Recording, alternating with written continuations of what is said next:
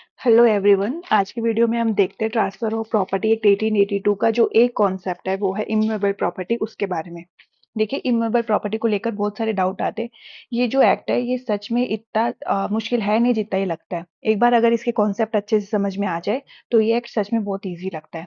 देखिए, जो हमारे पास ट्रांसफर ऑफ प्रॉपर्टी एक्ट है वो बेसिकली डील्स करता है मूवेबल और इमूवेबल दोनों प्रॉपर्टीज के अंदर। बट इमूवेबल प्रॉपर्टी में जो है ज्यादा डील करता है। जो ट्रांसफर इसके अंदर होता है वो ट्रांसफर होता है। देखिए, ये जो एक्ट है वो डील करता है कि कैसे एक पार्टी को दूसरी पार्टी को हम प्रॉपर्टी ट्रांसफर करते हैं उससे रिलेटेड। तो ये जो ट्रांसफर होता है वो दो तरीके से हो सकता है। एक ट्रांसफर बाय पार्टीज और दूसरा transfer by law, bye operation of law. Transfer of operation by law और पार्टीज। अभी ट्रांसफर ऑफ पार्टीज है, इसको इंटरविवोस कहते हैं। ये एमसीक्यू में भी पूछा जाता है। जो एक लिविंग पार्टी से दूसरे लिविंग पार्टी को जो ट्रांसफर होता है, एक लिविंग पार्टी से दूसरी लिविंग पार्टी को जो ट्रांसफर होता है उसको हम इंटरव्यूअर्स कहते हैं। जैसे कि एग्जांपल ले सकते हैं हम, सेल। कोई सेल हुआ कि एक प्रॉपर्टी है वो मैं आपको सेल करता हूँ, इन रिटर्न वो आपको पैसे देता है। ये बेसिक जो सेल ट्रांजेक्शन होता है वो इंटरव्यूअर्स होता है, क्योंकि वो एक लिविंग पार्टी से दूसरी लिविंग पार्टी के अंदर क्या हुआ है, वो ट्रांजेक्शन हुआ है। Transfer by operation of law का मतलब ये है कि कुछ ऐसा ट्रांजेक्शन आपने किया है जो बाद में लॉ के इंक्लूडेड वो इन इफेक्ट होगा। जैसे कि मान लें कोई आदमी की डेथ होने वाली है और वो अपनी विल में क्या लिख देता है कि ये पर्टिकुलर प्रॉपर्टी मैं मेरे ए बेटे को देता हूँ और ये पर्टिकुलर प्रॉपर्टी बी बेटे को देता हूँ। अब ये जो है ट्रांसफर, ये विल का, ये उसके मरने के बाद ऑटोमेटिक इन इफेक्ट आ जाएगा। तो ये इन इफेक्ट कैसे आया? बाई लॉ आया। लॉ के द्वारा वो क्या कर सकता है, अपनी प्रॉपर्टी को उसके मरने के बाद भी ए और बी को ट्रांसफर कर सकता है। तो ये बेसिकली कॉमन है कि ट्रांसफर कैसा कैसा इसके अंदर होता है। अब आज की वीडियो में जो हम देखेंगे वो है इमूवेबल प्रॉपर्टी का कॉन्सेप्ट। देखिए, जो ट्रांसफर ऑफ प्रॉपर्टी का सेक्शन 3 है वो डील करता है इमूवेबल प्रॉपर्टी के अंदर। पर इसकी डेफिनेशन जो इसके अंदर दी गई है वो एक नेगेटिव डेफिनेशन है। वो ये दी गई है कि it does not include standing timber, growing crops और ग्रास। ये नेगेटिव डेफिनेशन दी गई है। तो अगर इस प्रॉपर्टी के अंदर ये चीजें इंक्लूडेड नहीं है तो फिर क्या चीजें इंक्लूडेड है? तो वो हम देखेंगे कौन से एक्ट से, वो हम देखेंगे जनरल क्लोजेज एक्ट से, जिसके अंदर सेक्शन 3 के 26 क्लोज के अंदर इमूवेबल प्रॉपर्टी की डेफिनेशन दी गई है।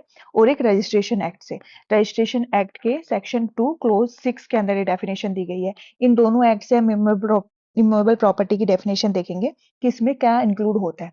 तो सबसे पहले इसके अंदर होता है लैंड इंक्लूड। जो भी लैंड होगी वो इमूवेबल प्रॉपर्टी में आएगी। जो भी बेनिफिट्स अराइज हो रहे हैं उस लैंड से, जैसे कि आपने कोई भी चीज वहां पर दी है, उगाई है। मान लो कि आपने कोई भी बहुत सारी पेड़ उगा दिए जो आपको फ्रूट्स दे रहे हैं, आपको सब्जियां दे रहे हैं, तो वो उससे बेनिफिट अराइज हो रहे हैं। आपने कोई मकान बनाया है, उससे आपको रेंट आ रहा है, वो आप बेनिफिट्स अराइज हो रहे हैं। तो उसको हम, देखिए, ये एक प्रॉफिट ए पेंड्रे इसका नाम है।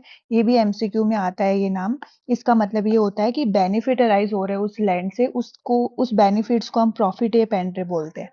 ठीक है। उसके बाद में आता है इसमें things attach to the earth. वो थिंग्स जो अर्थ से अटैच है।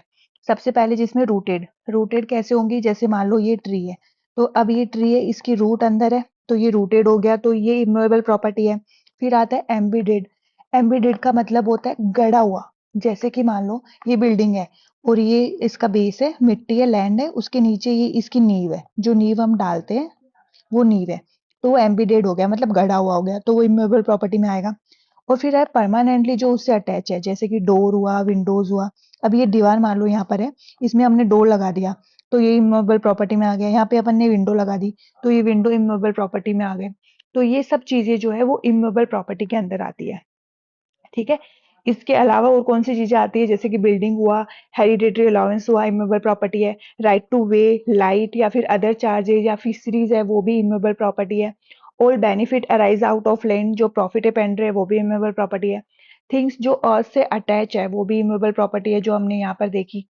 ठीक है। और सारी चीजें जो परमानेंटली अटैच है, जैसे कि डोर, विंडोज हुए, ये सब भी इमूवेबल प्रॉपर्टी है। तो ये सारी जो चीजें होंगी वो इसके अंदर आएगी। अब देखिए क्या इंक्लूड नहीं होता, तो स्टैंडिंग टिम्बर है, ग्रोइंग क्रॉप्स है, ग्रास है, ये इमूवेबल प्रॉपर्टी नहीं होता, मतलब कि ये इमूवेबल प्रॉपर्टी होता है। अब ये चीजें क्यों इमूवेबल प्रॉपर्टी नहीं है? देखिए, स्टैंडिंग टिम्बर है वो एक लंबा रूट होता है, लंबा पेड़ होता है, जिसके अंदर ये जो इसका तना होता है ये काम आता है फर्नीचर बनाने के, लकड़ी के, कि ये इसको काट के हम लकड़ी से फर्नीचर बनाते हैं। तो ये अटैच, मतलब ये जब डिटैच होगा, उस लैंड से डिटैच होगा, तब ये यूजफुल होगा। जैसे ग्रोइंग क्रॉप्स है तो वो हमको खाने को देगी अगर वो आप लैंड से डिटैच कर लोगे, लैंड से उनको अलग कर लोगे। ग्रास है वो भी आप लैंड से अलग कर लोगे या एनिमल उसको खा लेंगे तब वो काम आएगी। तो ये सारी चीजें इसीलिए मूवेबल प्रॉपर्टी बनी गई है क्योंकि ये मूव होने के बाद, अलग होने के बाद काम आती है। ठीक है, अब एक चीज है जो हमें इसमें बहुत बार आती है, वो ये है कि वो जो ट्रीज है जो फ्रूट्स आपको देते हैं, कोई भी ट्री है, जैसे मान लो मैंगो ट्री है, मैंगो ट्री में अगर आपको फ्रूट्स मिल रहे हैं तो वो फ्रूट्स अ, वो ट्री आप इम्यूएबल प्रॉपर्टी में काउंट करेंगे या फिर मूवेबल प्रॉपर्टी में काउंट करेंगे। तो देखिए इसके लिए एक केस आया था जिसका नाम है Shantabai versus state of Bombay. ये फेमस केस है जिसके अंदर ये बोला गया था कि जो फ्रूट बियरिंग ट्री है वो कंसिडर होंगे मूवेबल प्रॉपर्टी। क्यों? क्योंकि जो फ्रूट्स है हम क्या करते हैं, डिटैच करके ले जाते हैं और वो खाने के काम आते हैं।